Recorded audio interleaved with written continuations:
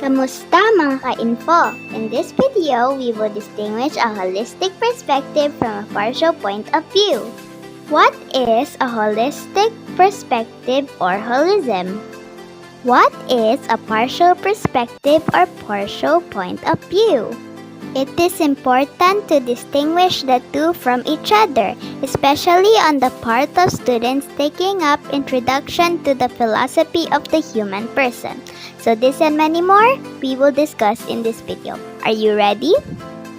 To assume a holistic perspective is to take the standpoint in which every facet and aspect is taken into consideration.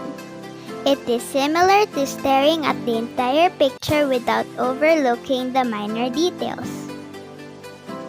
Holism comes from the Greek holos, which means all or total.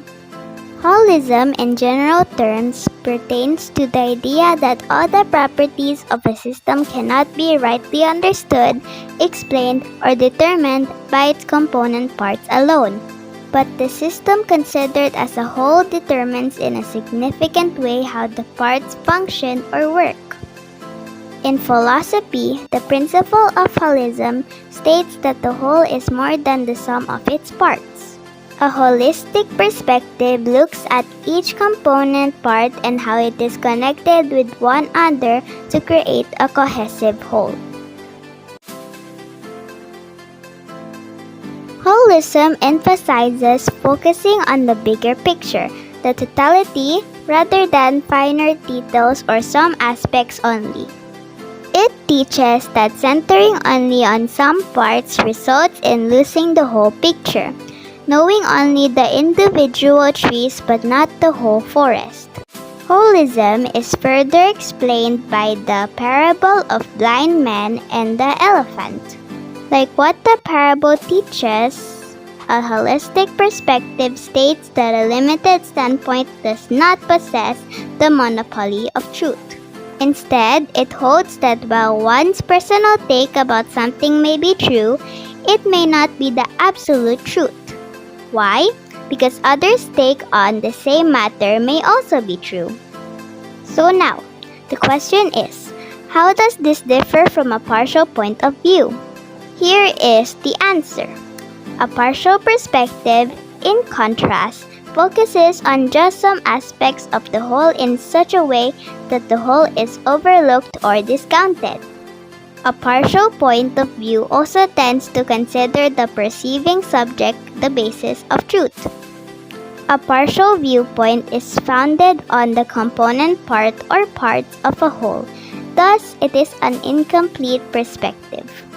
But dissimilar to the partial point of view, holism as an approach widens one's comprehension of reality by taking into account other possible causal agents or factors that are fundamentally pertinent to a phenomenon.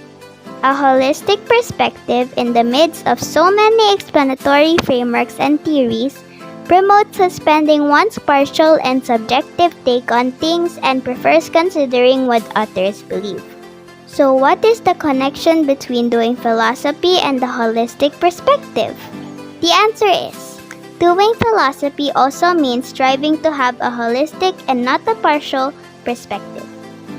But as explained by philosophy professor D.G. Maniebog, one of the qualities of philosophy as a discipline is that it encourages the attainment of a holistic perspective.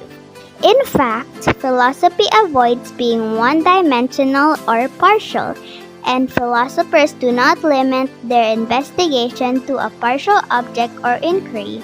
Instead, they employ the multi-dimensional or holistic approach.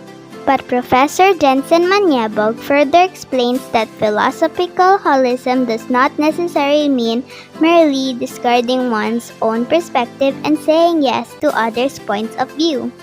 Rather, it promotes comparing one's view with those of other thinkers to come up with a better, more holistic standpoint. That's it for this video. Till next time mga ka-info! Remember, together, we learned this lesson in My Info Basket.